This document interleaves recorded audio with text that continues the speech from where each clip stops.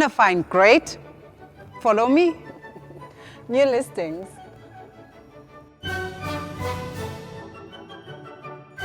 Whatever you're looking for, you'll find it on Yep. Yep has a range of great traders and suppliers.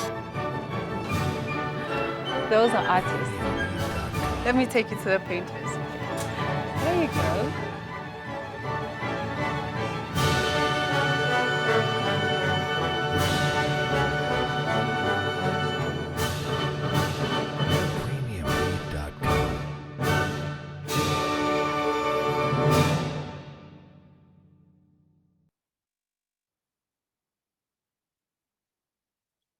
Good afternoon, everybody, and welcome to this edition of the Yep Entrepreneur Bootcamp about getting started. Sometimes the hardest part is actually just getting started.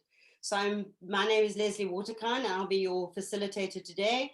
My company is called Over the Rainbow, where we train entrepreneurs and we mentor entrepreneurs, and we really do believe that we help entrepreneurs find their pot of gold.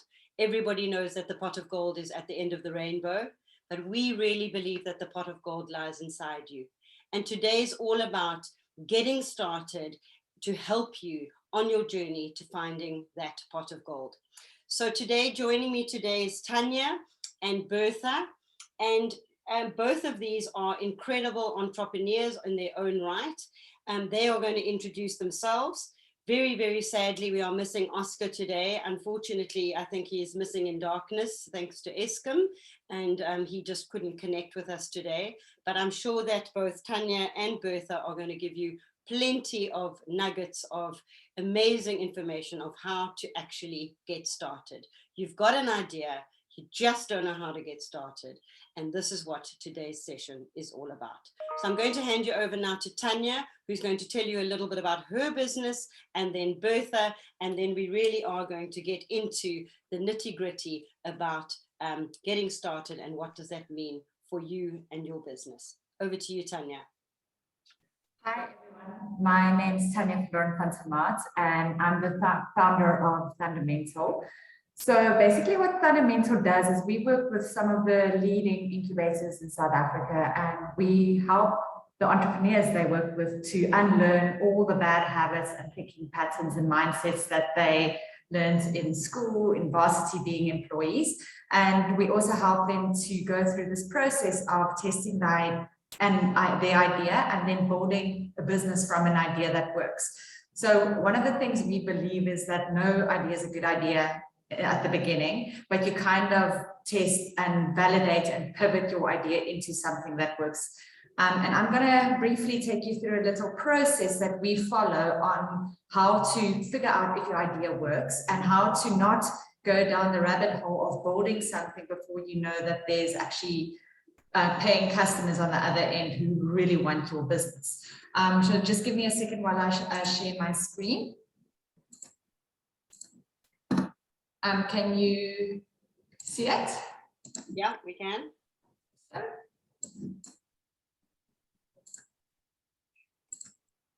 Great.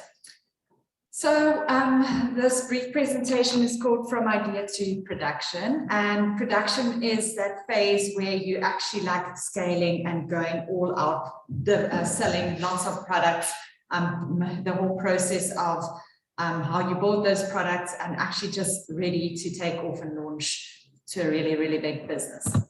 So this graph is something that we use quite often to remind entrepreneurs that initially every idea is a set of guesses that you make. Where you look at your business model and you guess who your customer is going to be, and you guess what value you're going to offer them, and you guess what type of resources you're going to need and which partners you're going to need and how you're going to make money. And then we take you through a process where you actually start turning those guesses into facts. And this is what we call customer validation, and value proof validation, and feasibility validation. So your job as an entrepreneur is to not just jump in and assume everything that you are thinking about your idea is right. Your job is to actually test it, to make sure that you build your business on a strong foundation, not on a foundation of assumptions. So initially, you'll see that at the beginning, you're gonna not know anything, and there's gonna be 100% uncertainty. And as you go out and test and learn and figure things out, you're gonna end up with a lot more certainty. And if you look at the green graph line, it actually shows you that initially you don't want to spend a lot of money on building anything. You want to see and test as quickly as possible, as cheaply as possible. And as you get more facts and as you become more comfortable that your assumptions have been proven, you start building higher fidelity products that you then put out in the market. So you've had an idea. What now? This is a question that a lot of entrepreneurs have. You're busy taking a shower, you're taking a walk on the promenade, you have this brilliant spark, and you go, cool, I'm going to build a business. But an idea is not a business. An idea is the smallest part of your business. There are so many people with ideas, and people often don't know how to implement it. So what we often encourage entrepreneurs to do is to go out and start talking to the potential customers. So this is what we call you building your value, your customer profile. This means you understand who your customer is, what they want, and you just spend time talking to them. You don't spend time selling to them, you just spend time talking to them, observing them, doing market research, watching how they do things, looking at how they're currently solving the problems that they're having. Then you go and you often do this by doing desktop research, where you just do a good Google. You'll be surprised how many entrepreneurs haven't even Googled their own name or Googled the basic competitors in the space. You interview not just customers, but stakeholders, the whole ecosystem. You need to become an expert on everything around the ecosystem. You observe your customers and you do some sort of field studies. And this is how you start gathering data. And this process of data gathering never stops. Even if you're a big CEO of a big company, you still have to know how to get the right data to make good decisions. Then the jobs to be done is a concept that we love working with, because it takes you away from just going, customer A has a problem and this is the problem. Jobs to be done is understanding what your customer actually wants to get done. And we break this down into 3 different jobs to be done. First one is functional. So this is like, what do they actually want to get done? Like the real core of they hiring a product to get something done. The emotional is, what do they want to feel? That's the reason why they get the job done, because they want to feel a certain way. So they want to feel safe, or they want to feel loved, or they want to feel that there's no risk involved in something. And the social job is, how do they want to be perceived? It's often status. If you think about big CEOs, it might be like, I want to be seen as a CEO that cares about the environment. I want to be seen as a CEO that cares about my employees. So breaking down the jobs to be done into these 3 categories also helps you look at your customer in different ways. This is a great tool for you to understand who your customer is. Then, as soon as you understand what your customer wants to get done, you can analyze what is painful currently about getting the job done. At this stage, you still pretend that your solution and your idea doesn't exist. So you go into the world where you don't exist and understand what is painful, why are customers struggling? And is it really that painful? And how are they currently getting the job done? There might be some direct competitors to the idea you have, but there might also be alternatives. Ice skating could be an alternative to going to a restaurant, because both fall under entertainment. So if the job the customer wants to get done is entertain myself and my friends, they could either go to a restaurant, they can go ice skating, they could stay home, watch Netflix, get Uber Eats. So all of these are alternatives to getting the job done. So it also broadens how you look at targeting your customer as well. We like a little test we call the get out of bed test. If your customer doesn't wake up in the morning and says, I need to solve this, like I need to get this job done today, and I'm going to start figuring out how to get this job done. If it's something that they don't care about enough, it's not really a good business idea to go there. So understand what keeps your customer up at night and make sure you have really like big, painful issues and obstacles that your customer face that stops them from getting the job done. The next step will be the value map. So now you fully understand your customer, and that the first 2 process often takes a couple of months, because like getting interviews, getting into understanding your customer, understanding the competitive environment, that's not just a one-day quick there you go, you've got all the data. It's a continuous basis of refining how you understand your customer. But once you get your customer, you can start figuring out how to add value to them. Like, how do you create more of the good and alleviate and relieve them and give them less of the bad? And through this process of understanding value, you actually start understanding how to add exceptional value and add more value than all the alternatives and competitors and workarounds that they have in that space. And exceptional value is where a lot of startups fall flat. They might have found a problem, but it's not really a big problem. And they've done a little bit of work around the customer, but they still think they know their customer better, and start imposing their idea of what the customer wants. But adding exceptional value is where the customer's eyes light up when you mention that you can get this job done for them either faster, or you can have less hassles, or reduce some risk that they're facing, or do it at a better cost. And these are the ways that you actually increase the value for your customer. Only once you understand how and what value the customer wants do you go into like the whole product building process. Some of these are slightly parallel, but until you know what you need to build, you can't actually start building. And yeah, this is where a lot of startups go wrong. They have the idea and they immediately start going to build without having that full understanding and that strong foundation on which to build the business on. So we've come up with a little bit of a process for the product build, which we call the product process. So you have this idea and you've done a lot of that research around your customer, who they are, if it's really a problem or if it just exists in your head. And then you start putting together a concept. So concept will be like some sort of drawing. So if you're developing an app, it will be a wireframe where you go, like, first they go from this screen to that screen, and you always look at the process flow that your customer will take through your product, and you start drawing it and figuring out what needs to go.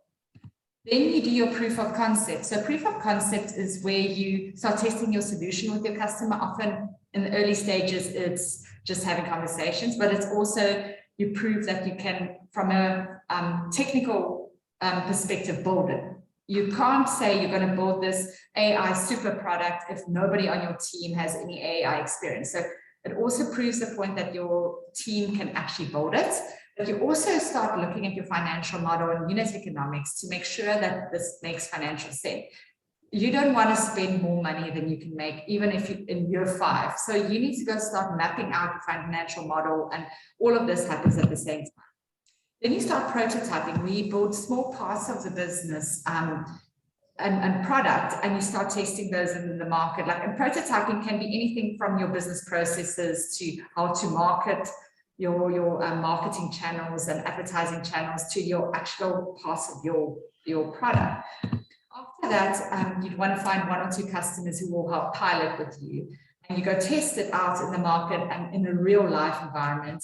Then you have your MVP, which you put out to a lot of customers, where it's almost available to everyone. Pilot is still very limited. You decide who the customers are. MVP, it's out there, and it's still a very basic product, but it gets the job done, and it does it in like good fashion. So it's not a slapped together, ugly looking, horrible product. It's a decent product that gets the job done, but it still needs a lot of work. And then you get feedback, and you continue getting feedback, and only then you have your fully fledged product. So you will see on this side, the complexity goes from low to high. So as you progress through time, your complexity increases. So your concept is on paper, it's quick, you can do it in a day or 2 or 3 or 4. But when you get to your fully fledged product, it's like a lot of complexity, a lot of parts. And eventually you will look at where to test it as well. So right, like if you look at this graphic over here from left to right, it goes from idea to something that's an implemented solution. And on the other hand, it goes from being a whole bunch of parts to the full product. And you initially test it internally, so proof of concept is tested internally, and then eventually start testing it externally with customers. So yeah, that's in a very briefly how to take your idea from idea to production. Yeah, I think we're like Leslie, there are going to be questions just now, or yeah, I'll hand it over to you. Thank you. Tanya, that was absolutely fascinating. Thank you so much. And, you know, I absolutely buy into that data drives decisions. And, you know, you've really got to get into that data so that you can make the right decisions up front, because, you know, you've got to lay that strong foundation and make sure that you've got that data so that you can drive those right decisions. And also what you said about, you know, understanding the pain points and understanding, you know, is this worth getting out of bed for in the morning? And I think it was really great, some great insights there. So just a couple of things. There is a question here from Dohin Lee.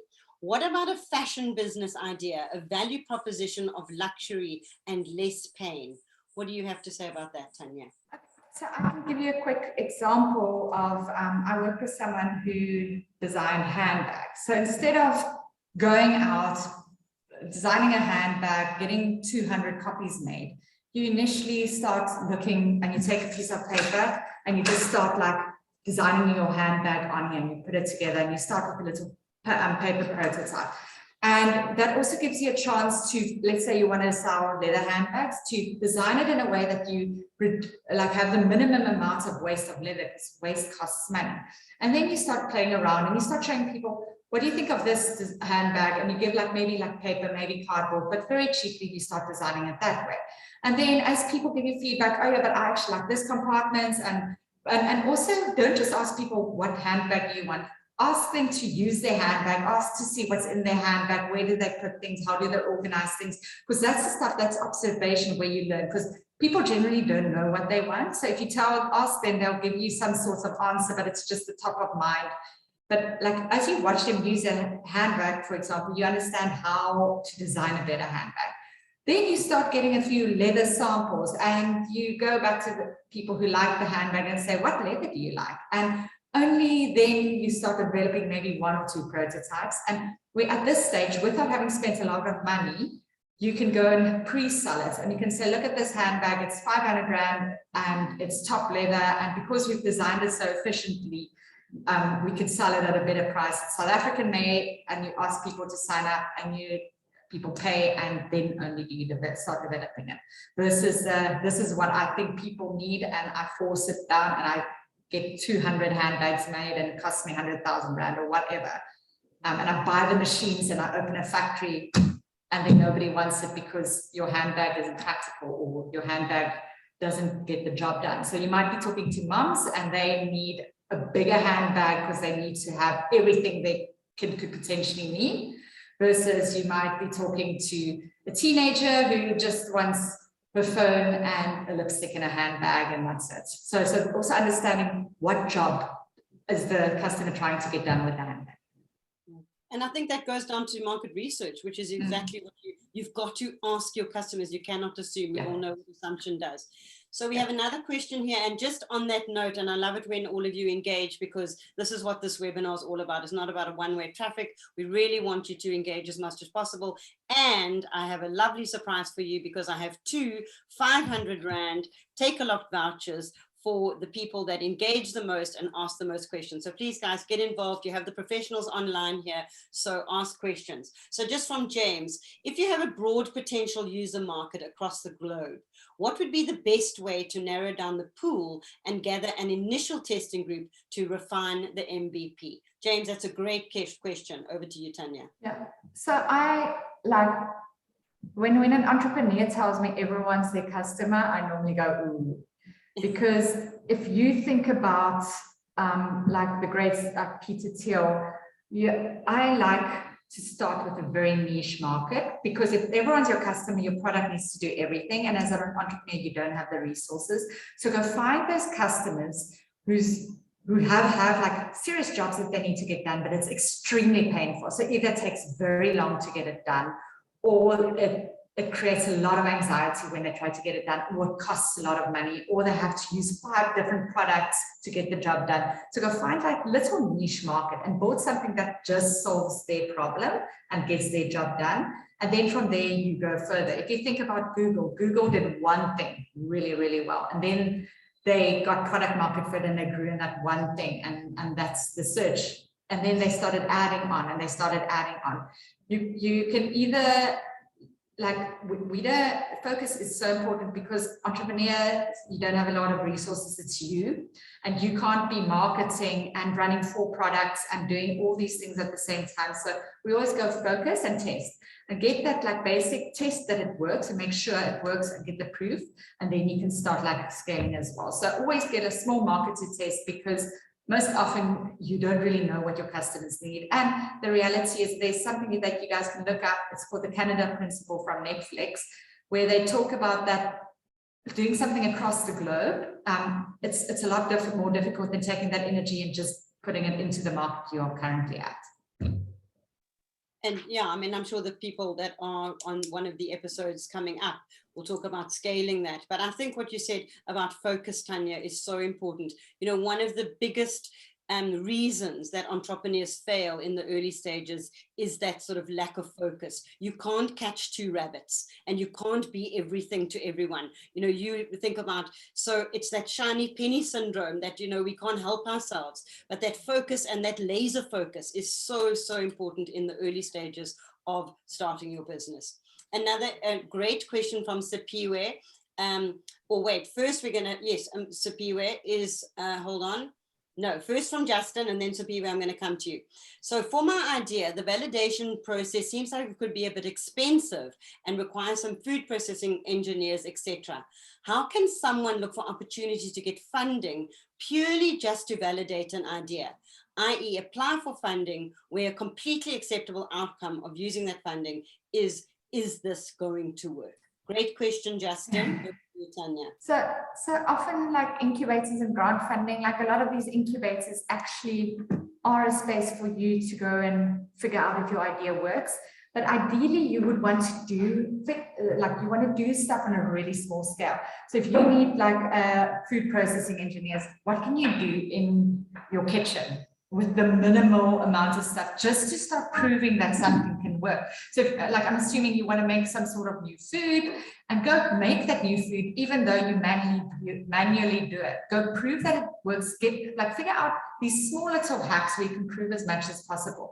I've got a lot of entrepreneurs who have chatbots, but they're actually the chatbot behind it. So they seem very professional up front, and the customer's like, wow, must be a really big company. But then John's in the background answering, pretending to be a chatbot to give that idea of scale to their customers, to just test if people actually want to engage. So like I've seen ideas get stuck because people often say, I need a bank as a partner, and I need a telco as a partner, and I need like Takealot to come on board. I need this, that, I need Yap to come on board. Like I need all these people to be part of before I can start my idea. And then I'm going like, the chance that these big guys are going to take a risk on a startup who has not even started? No. So how do you show that you can build this on a really, really small basis? And then you can get a little bit of funding, and then you show it a little bit bigger, and you just keep on proving, because ideas mean nothing. It's too big a risk for a big corporate to go with an idea that without proof, you know. 100%. I just want to quickly tell you a beautiful story, and it just goes back to, you know, sometimes we think that things are expensive. There is a story about a bakery in Australia, and it's called the Midnight Bakery.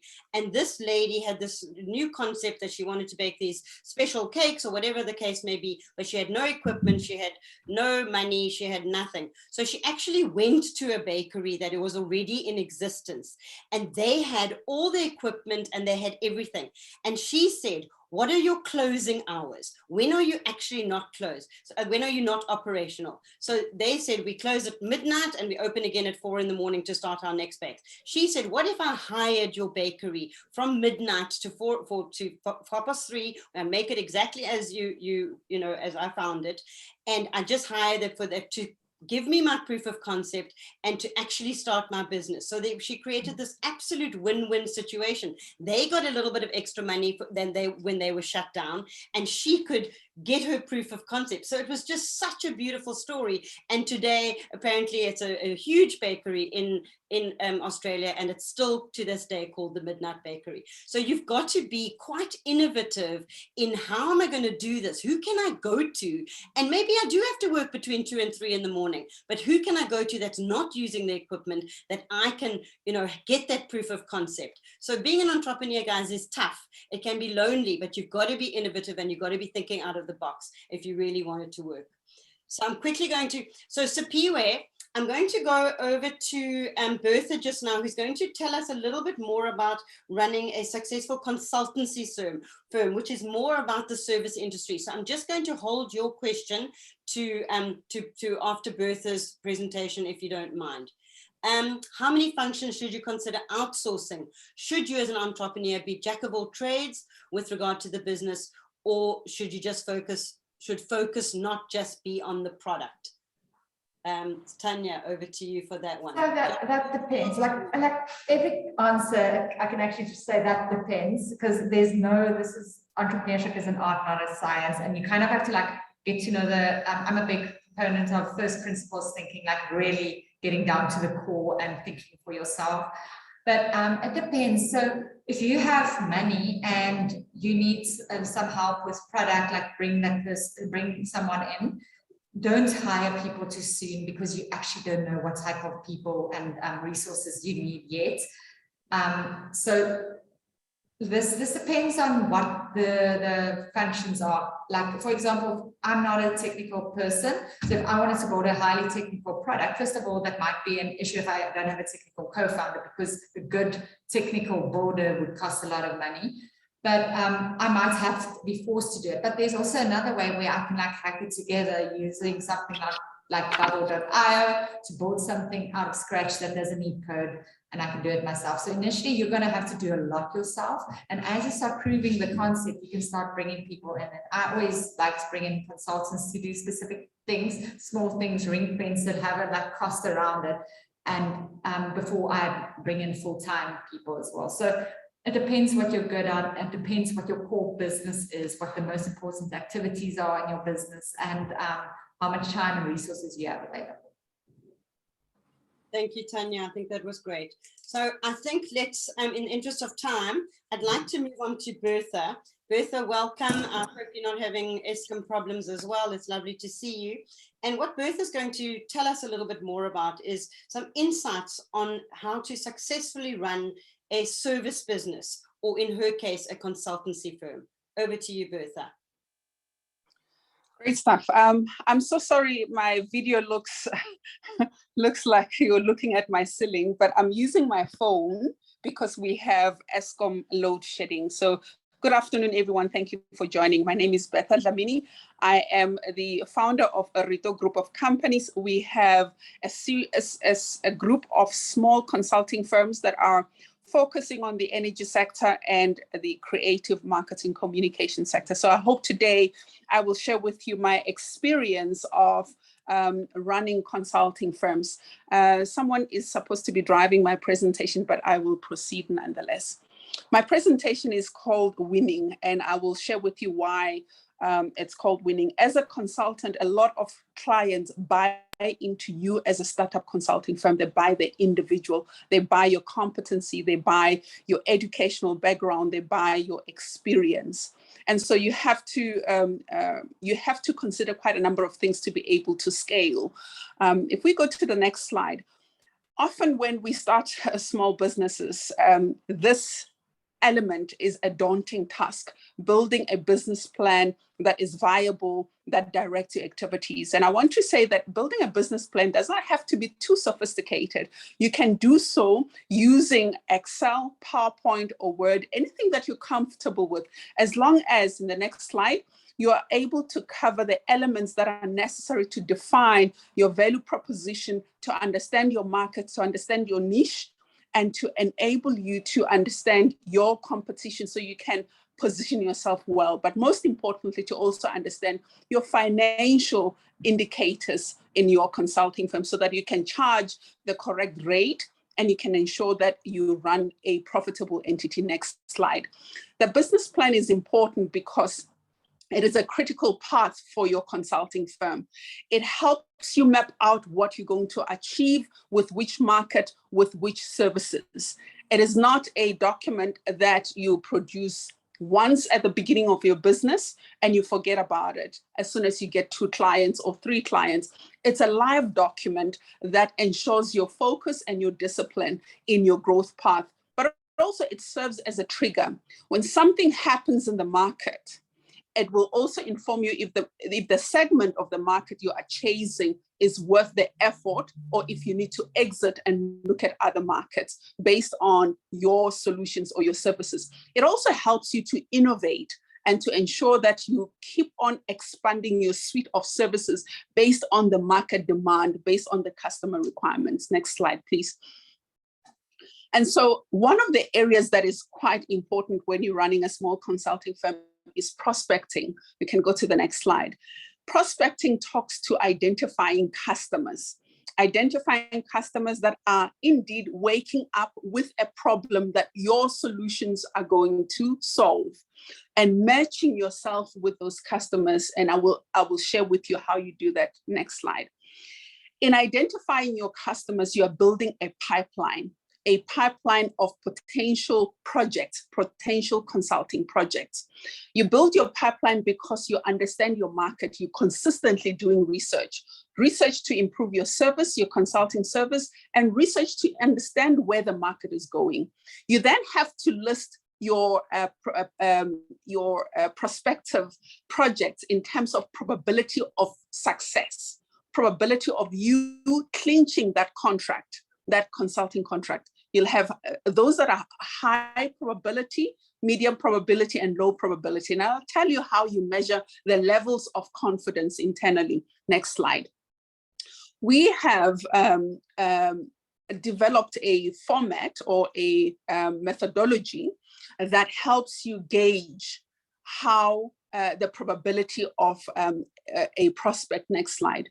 It's called the C-fold. And I'm going to take you through each one of these acronyms. Next slide. First, C represents a compelling event in the industry. So if you're in the energy industry, the compelling event is the just energy transition, the introduction of renewable energy sources. If you are in health, the compelling event would have been the advent of the COVID-19 pandemic and how it changed that ecosystem.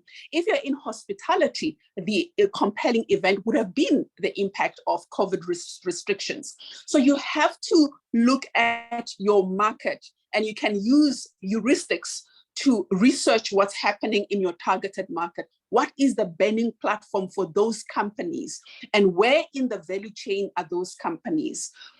You can do a pastel study, which looks at the politics of the sector, the economic indicators of the sectors. Are they spending more? Are they spending less? What are the social elements that drive that sector? Technology and innovation. What is the regulatory regime that's driving the sector? For example, in the energy sector, now people can generate power for their own use up to 100 megawatts. That's opening a huge opportunity for different parts of that particular value chain. So for your every specific sector, you assess these areas. What is COP26, the drive for climate change mitigation from an environmental preservation perspective? What are the burning platforms there? And so based on this insight, this intelligence that you gather from your research, you then look at your entity, your consulting firm, and you see how you are positioned from your strengths, your weaknesses, your opportunities, and your threats. So these are old methodologies of assessing a market and internal strength and weaknesses, but they are useful for every starting entity because it helps you gauge what you need to do. So that's the C of the C-fold. The next one. Where do you get information? If you are focused on public sector and socio-economic development areas, you would look at the annual budget speech, you would look at the State of the Nation's address, you would look at the governor's speech, which will tell you where government is directing its resources. If you are in the private sector, you would look at trade publications, you would look at your business news, you would look at journals that will tell you trends in that particular area. And every year there are companies that are releasing trends in ICT, trends in telecommunications, trends in various sectors. So you would follow those trends so that you can position yourself and your solutions to clinch clients. Next slide, please. And so the F of the C-fold talks about finance. It talks about you gaining market intelligence on what your customer is likely to spend on consulting services so that you can price yourself properly for what they're looking for. Do you have a direct relationship within the client so that you can get some information, obviously within legal bounds, information on their procurement thresholds and how they are intending to spend their consulting budgets. The next slide. Here is where I support what Tanya has just presented. This is where you need precision in thought, where you describe the opportunity in the market and you match it with your services and your solutions. And so you can assess how you can be competitive from a price perspective, from a delivery perspective, from your human resource perspective, in order for the client to select you as the consulting partner in the space. So you have to be able to be precise in describing the opportunity and matching it with your consulting service. Next slide. The next one, the L of the C-fold, is line of sight. Do you understand your prospective clients' commercial processes? Can you comply with their requirements, and can you afford their compliance? So other clients, their commercial processes or their procurement processes are quite onerous. So when you're starting a consulting firm, you want to be smart in terms of where you're investing your resources, because these are human resources mainly than money. And so you don't want to bend out your resources in business development versus servicing the clients that you have. So you must understand, you must have line of sight in terms of the commercial processes so that you can comply. It does not help to have a solution that is demanded, but you fail to comply with the commercial processes, because you'll be kicked out of the bidding process, whether it's private sector or public sector. Next slide, please. In the next slide, we deal with the D of the C-fold. This is your direct relationship. If you want to run a consulting firm, you must sharpen your networking skills, your relationship building skills. You must sharpen how you maintain your relationships with a vast network of people that service or that fulfill certain roles in your value chain of delivering your consulting activities. And I'll speak to some of the things that you need to consider in building direct relationships. If you are focusing on a segment in the market, research that segment so much as if reading and studying that segment is your oxygen. Know who the players are, who the leaders are, and know the companies, the company founders, the marketing directors, the CFOs, the IT chief information officers, depending on the consulting solution that you offer. Immerse yourself in that market so that you can identify the critical relationships that are necessary for the success of your consulting firm. Next slide, please. Here, we are starting to deal with managing your lifeline. So cash is king. So look at your business development activities and how quickly you can convert those activities into projects. This you consider also what is in the bank. So you look at your next 3 months, you look at your next 6 months, you look at how much cash you are burning on a monthly basis, and what lifeline does it give you? And a lifeline says, if I don't convert a new assignment by month X, I will have to either retrench or shut down my business. So as a consulting firm and the founder of a consulting firm, you have to put your eye on that lifeline so that you direct your business plan and your business development activities to enable your consulting firm to survive. Next slide. And so here we are talking about relationships. So we're talking about building processes. Even though you're a startup consulting firm and your clients have bought you as the person, you will have a network network of other consultants whom you bring in to deliver services. It is important to build easy and repeatable processes that will start to concretize your delivery systems internally. Document those processes, build easy to use templates. This enables you to scale. It enables you to bring junior to middle level consultants that will enable you to hunt more business. Get a reliable and affordable legal firm. You cannot be in the consulting business without a legal team that helps you to scrutinize the contracts that you sign with the clients, and especially the performance penalties that may be in those contracts. So get a good, affordable legal firm that can help you. Build a strong relationship with your finance team, whether it is an outsourced service or an internal individual that you have. Ensure that you are in close communication so you can manage your burn rate, how fast you're burning cash and on what, so that you can keep that lifeline extended as long as possible. Understand the labor law. You are dealing with people, so you have to understand the labor law, or you have to outsource that function to an affordable service provider, and understand your products and your services. Protect your IP. Ensure that you build your IP, you protect it, and you sell it with caution with the necessary disclaimers. Next slide.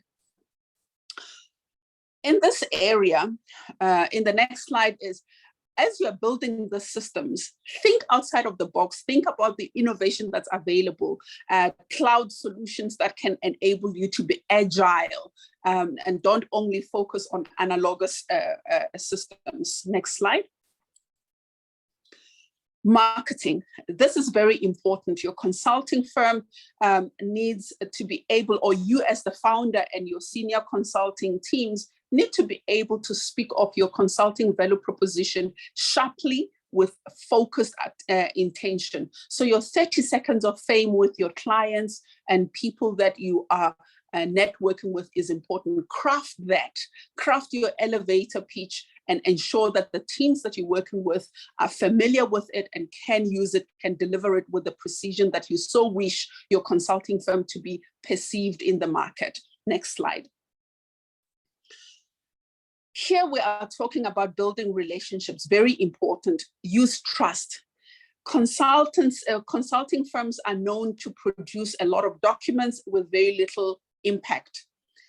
Ensure that you've got delivery processes that are measurable, that you can showcase both soft and hard impact. That enables you to build trust with your client.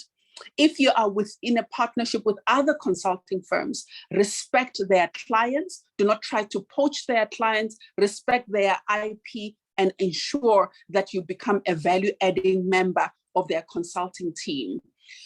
Spend your time investing in the right relationships and ensure that in those relationships, it's also a reciprocal. You're adding value as much as you're getting value. The intensity of your relationship will depend on how well you are working together. Next slide. As we get to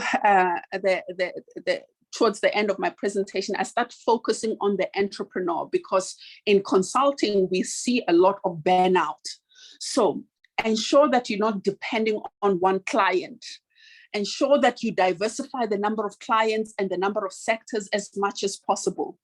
Ensure that your business is not depending on you as the founder. So the client will not talk to any one of your team members. That's very dangerous, because it means you have no time to elevate your thought process to think at a strategic level. You're always stuck in the operations of delivering your consulting service. Ensure that you build capable teams so that the business can scale without depending on you as an individual. Quality and growth go hand in glove. Be very pedantic with the quality of work that you deliver, from the perspective that the client can measure a return on investment on the consulting fees that they have paid versus the deliverables that you submit as evidence for your invoices. Do not compromise that. Watch out for fatigue. Give yourself time to rest, time to reflect. Network with other small consulting firms. Share the challenges that you're experiencing and gain insights. And watch all your lines, your top line, which is your revenue, your bottom line, which is your profit, and your burn rate. Burn rate is the cash you have over the monthly expenses. Don't let those run away from you as a consulting firm, because you will soon find that you are unable to service your client because you've run out of cash, and that's a horrible space to be in. Next slide. And looking into the entrepreneur, when you are starting a small consulting firm, you will see that it consumes a lot of your time. Find time to nurture relationships that are important for your sanity, for your mental health. Make time for friends, for family, for colleagues to understand who they are and where their pain points are. Build strong relationships, because people that trust you as an individual, trust your integrity, they will go a mile for you. And that's what you need in a consulting firm. Look after yourself. Don't forget those things that fire your soul. If you love dancing, make sure that in a month you have dedicated time to go dancing, to go golfing, to watch soccer. Look after yourself. Have a huge network of consultants, even those that are much better than you, have more years of experience than you. Surround yourself with experts, because consulting is about precision, expertise, and competence. You are assisting companies to achieve their business imperatives and to be competitive in the market. Have a big network of suppliers and service providers that you can call upon to scale your capacity temporarily to fulfill a specific need, and scale back to what your burn rate can accommodate at a period of time. So this you can only fulfill by building very good relationships. Do not forget your bank. Get close to your bank. Let them understand your business plan. Let them understand your banking. Let them understand your monthly achievements. Let them understand your business pipeline, those opportunities that you're about to close in a month or two. Let them understand that that is what is happening, so that if you need a credit line, they already have a track record of your business performance, and they trust you as an individual who is transparent, working with integrity. Next slide. Self-esteem is important in consulting. When you start as small consulting firms and you are dealing at the C-suite level, you must trust yourself, trust your competency, trust your charms, but you have to back it up with substance, which you can only achieve when you are well-researched, well-read, and ahead of the curve of trends in that market. Clients want to partner with you.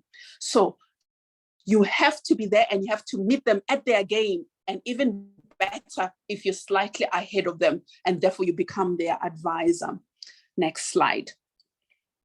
And then finally, just go to yes, we can go to the next slide.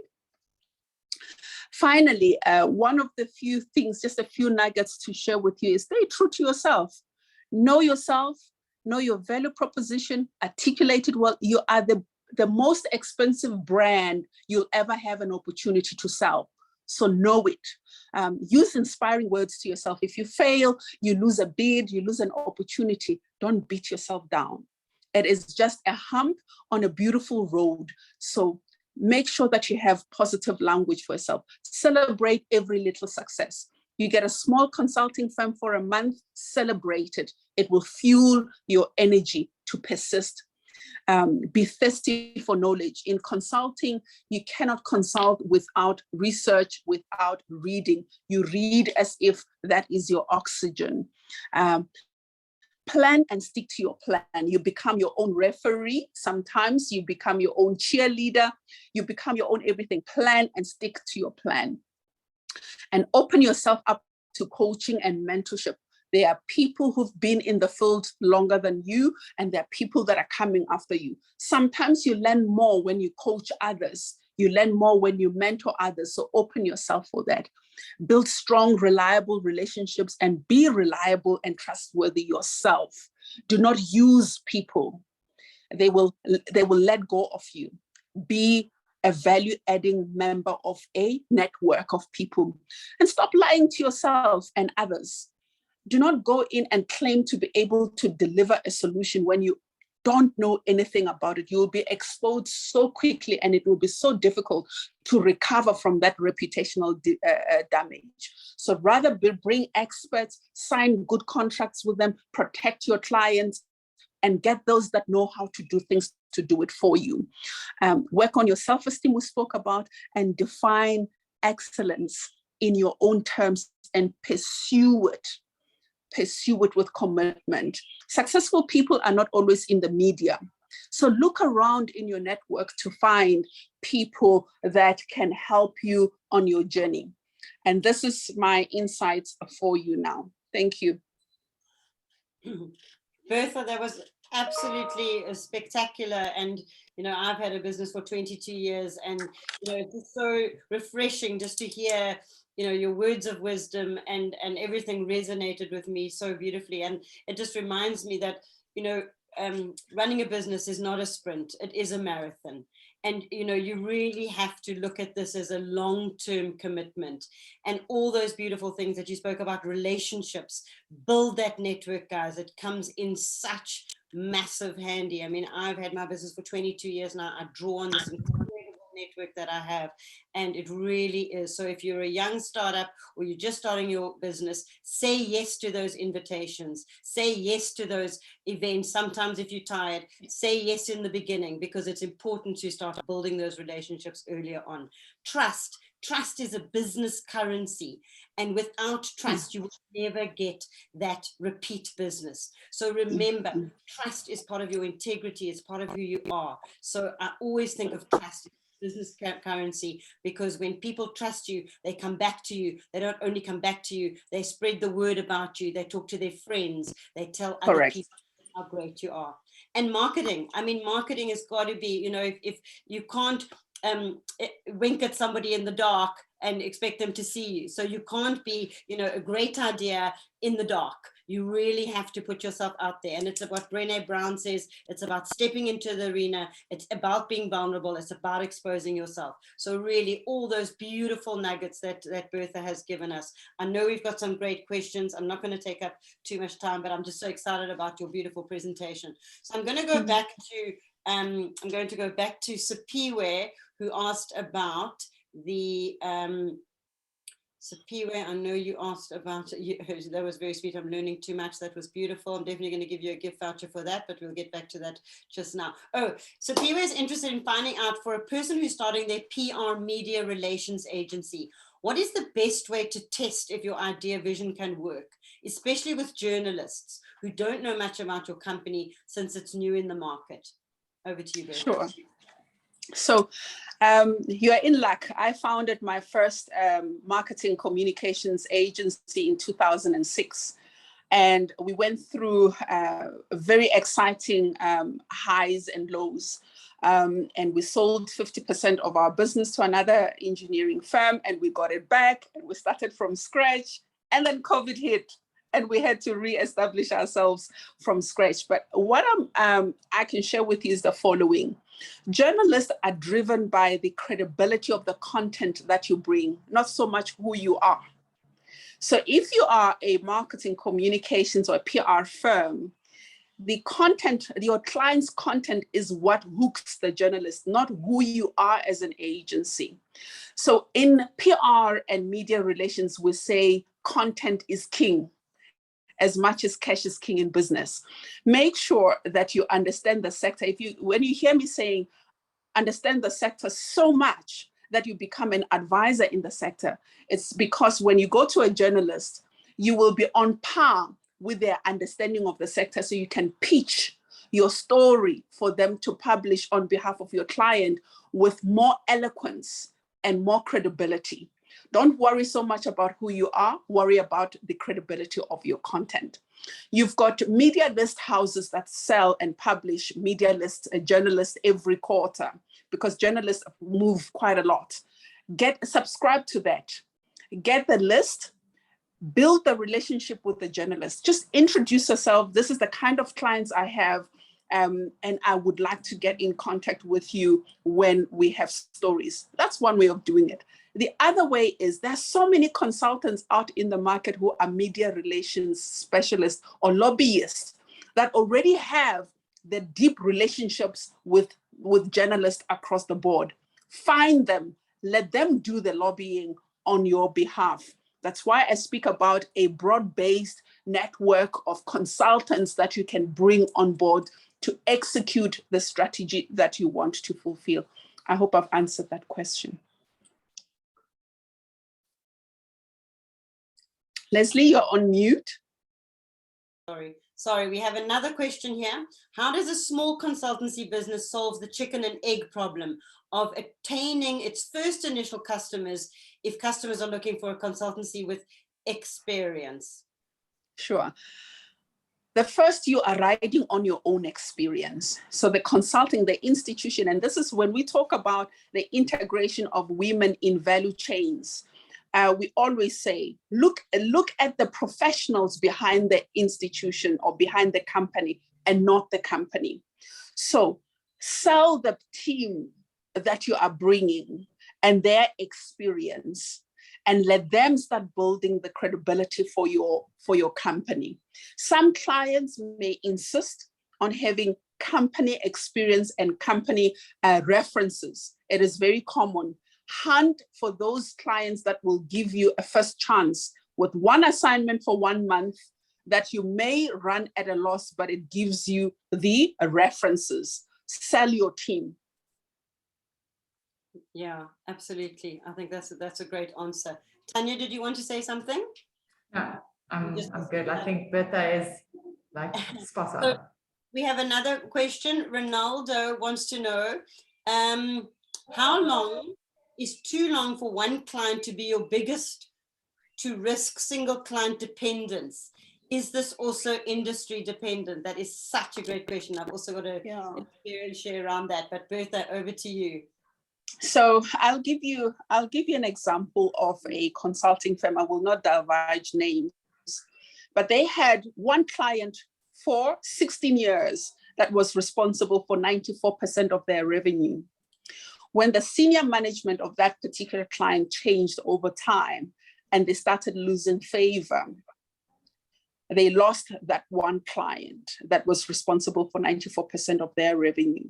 They had to retrench 50% of their staff. It was the most painful thing to go through. So I always say, it is okay to have a client that is so satisfied with you that they stick with you for years. You as an entrepreneur has the responsibility to diversify your risk by finding other clients that are either the same size as the incumbent client or smaller. You must always think, what if tomorrow something happens and I lose this?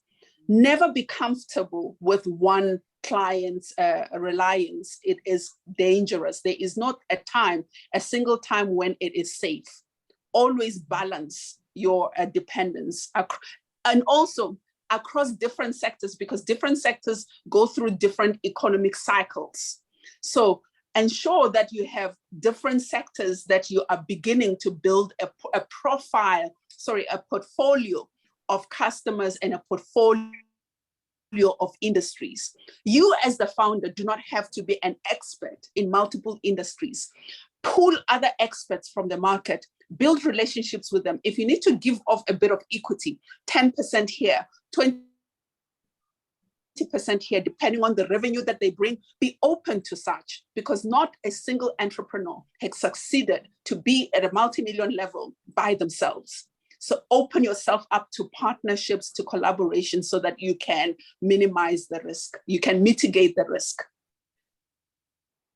100%. We're going to take one last question, and then I'm going to go over to Tanya for closing remarks, and then I'm going to hand out these two 500 Rand Take a Lot gift vouchers, and I do have my two winners, so stand by. I'm going to announce them at the end of this, but I just want one more question for you, Bertha, before we go to Tanya, and that is, speaking of relationships, what is the best way to create particularly horizontal relationships or networks, especially other consulting firms or the sole purpose of learning what they do and how they do it, measuring and comparing with what you are doing and how to be strategic and diverse? Sure. It's a loaded question. So let me try and take it in small bites. Number one, how do you build relationships? You must first build your credibility in the market. So get out, as Leslie said, write your articles, get your articles published so that you can demonstrate your thought leadership or contribution to a body of knowledge. That's number one. Number two, as you do that, others will learn about you and your focus area. These articles do not need to be long. They do not need to be complex. They just need to be either you commenting on an industry event, you commenting on an article that has been published, or you publishing an article. In consulting, you cannot survive without being perceived as a thought leader. So you have to put yourself out there, have others criticize your thinking. Now, comparing, so horizontally, that's a competitive space. Unless you have a deep rooted, trusted relationship with someone who could potentially be your competitor, and maybe they're focusing on a different industry, so you are not, there's no conflict of interest between you. You can look at methodologies, you can look at how you're doing things, you can improve. But it's a very sensitive space and a sensitive line, because IP in consulting is very soft. It's not a hard, fast rule. So people protect their intellectual property. But the best thing is to be out there, attend events. When people invite you to speak on topics, prepare for those topics, go and speak, put yourself out there. Brilliant. Absolutely. And I think I'm just going to answer, before I get closing remarks from Tanya, just from Sapiwe. So Sapiwe, how can I get a mentor who can help me scale my business? You know, that is something that I'm sure that you can reach out to Yep and just ask them. You know, I'm sure a lot of us on these panels and a lot of people that is in their network do offer mentorship. So reach out to them, find out, you know, who's in your industry, who's somebody that you aspire to. And, you know, when people reach a certain age in their careers or a certain stage in their careers, they actually want to give back and they want to mentor young up and coming entrepreneurs. So, you know, look for somebody that, and just reach out to them directly on LinkedIn or go through an agency like Yep. So I think that is a great way to do it. So I'm just going to go over to Tanya for some closing remarks on, you know, on this great topic of getting started. Tanya. Thank you for that. It was very insightful. I think one of the biggest lies, and it's not just in entrepreneurship, it's in being a parent, it's in being an employee, whatever you're doing, is that there's almost this pride that people take in doing it themselves.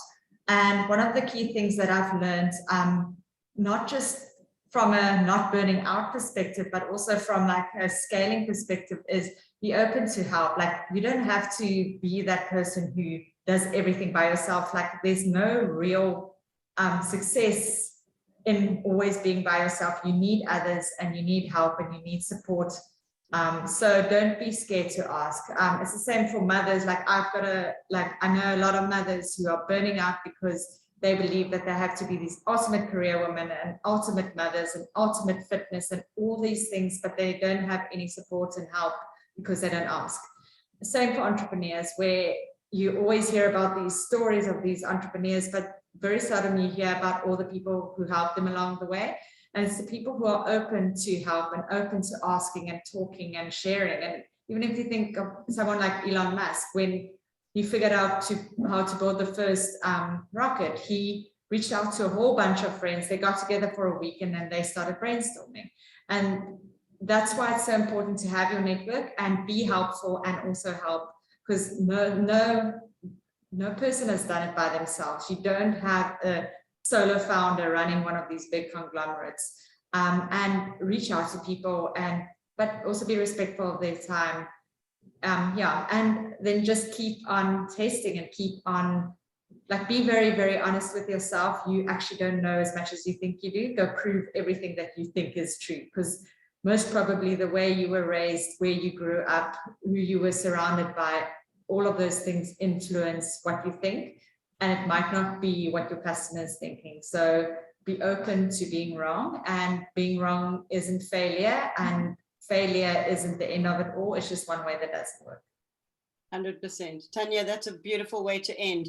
I mean, I think it's just, you know, put that ego in your pocket sometimes, you know, and just get out there. So thank you. And I really do want to thank Yep for, you know, sponsoring these Take-A-Lot vouchers. And my two winners for being the most engaging are Sapiwe and Dohin. I hope I said that right. So please reach out to Sam at Yep and to get your vouchers. I'm not sure if there's an email address, but it is Sapiwe that is getting the voucher and Dohin that is getting the other 500 Rand voucher. Thank you for joining us today. Thank you for Tanya and Bertha to be fantastic you know, panelists with me here today. And guys, just get out there. You know, this country needs you. We need entrepreneurship. It's what's going to save us all. Go out, start your business, hire that one more person. There's a beautiful saying that goes, if every small business hired one more person, it would alleviate unemployment worldwide. So let's get out there and let's make our entrepreneurial businesses a success. All the best. Thank you for your time. Enjoy the rest of your day. Want to find great? Follow me. New listings.